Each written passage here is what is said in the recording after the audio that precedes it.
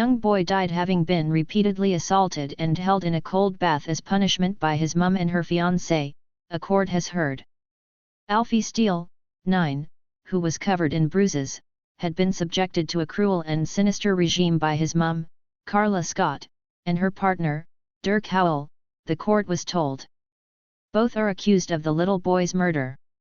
Opening the case on Tuesday at Coventry Crown Court, Michelle Healy KC, prosecuting, said both thought it was acceptable to hit Alfie with belts, or a slider, like a heavy-duty flip-flop, and use other more sinister forms of punishment. These alleged methods included dunking him in cold baths whilst naked or forcing Alfie to stand outside, in the middle of the night and have cold water thrown over him. She added, Alfie died as a result of the deliberate and unlawful actions of Carla Scott and Dirk Howell and, together, they are guilty of his murder. Alfie had 50 injuries all over his body, only a handful, medical experts would say, likely down to normal childhood bumps and scrapes, added Ms. Healy. Held under water. Among his wounds, some abrasions on the left side of his face were allegedly caused by direct pressure, with jurors told they would hear evidence about him being held under water. The Crown's KC said Scott had Alfie during a previous relationship, in which Children's Services was involved, with the boy's father, and which broke up in 2017.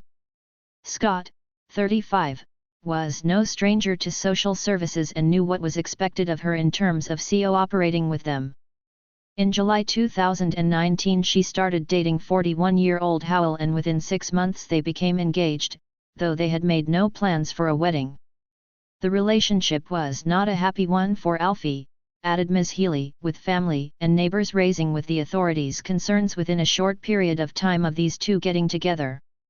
Ms. Healy said, Dirk Howell believed in discipline, on the face of it not a bad thing when bringing up young children, but whereas you might think of discipline as being the naughty step, or having set bedtimes, for Dirk Howell discipline was far more physical and psychological. The prosecution will call evidence from neighbors who, on occasions, saw a child standing outside the house begging to be let in, with both defendants refusing them entry.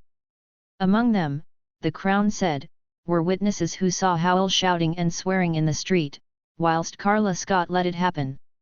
Ms. Healy said Scott put her loyalty to her partner above all other considerations. Social services again became involved, with Howell banned from staying at the home overnight, however Scott allegedly flouted this rule, willfully and continuously. Carla Scott clearly knew what he was like, but let him stay anyway, said Ms. Healy. Beaten, assaulted. She said Alfie suffered assaults and cruelty, by being beaten, assaulted, punished with cold water and made to endure a life that no child should lead. On the day of Alfie's death, February 18, 2021, Scott rang 999 at 2:24 p.m., claiming Alfie had fallen asleep in the bath. When 2 police officers arrived, at 2:30 p.m., Howell was not at the house. Scott told the officers, who had some medical training, she had found the boy submerged, adding he had previously hit his head. Police noted that Alfie was lifeless already, he was not breathing and he was cold to the touch, so already cold, just 6 minutes after that 999 call, Ms. Healy said. When asked by police, who noted lumps and bruising on his face, how long it had been since she found Alfie, Scott first replied about an hour ago, but then said it was 10 minutes ago. During CPR, paramedics also noticed water coming out of Alfie's mouth, although it is not known whether it got inside before or after death. Alfie was taken to Worcester Royal Hospital, but despite medics' best efforts he was pronounced dead at 3:55 p.m. A post-mortem examination concluded the cause of his death was unascertained. Bruises all over his body. Ms. Healy said, he didn't die of natural causes, he had bruises all over his body, and signs that he had been deprived of oxygen. The prosecution case is that these defendants are responsible for his unlawful death. Ms. Healy said Scott had claimed to police officers at her home that she had last seen Howell a couple of days ago. That was a lie. In the first moments when her child was dead her first thought was to lie, she said, adding Scott lied to protect him. Howell, who the prosecution said had stayed overnight at the address, was in fact seen by a police officer by chance in a nearby street at 2:30 p.m., just 6 minutes after Scott's 999 call.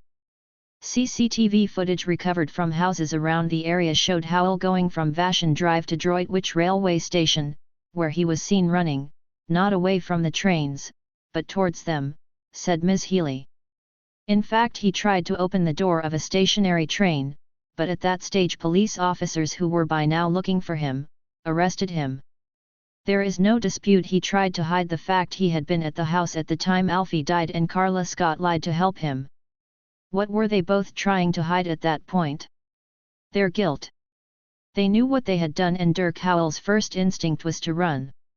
Jurors were told Howell, of Prinsep Street, Birmingham, had admitted cruelty offences against other children before the trial, but denies murder, manslaughter, cruelty, or causing or allowing the death of Alfie. Scott, of Vashon Drive, Droitwich, also denies murder, manslaughter, causing or allowing the death of Alfie and child cruelty offences against her son and other children. The trial continues.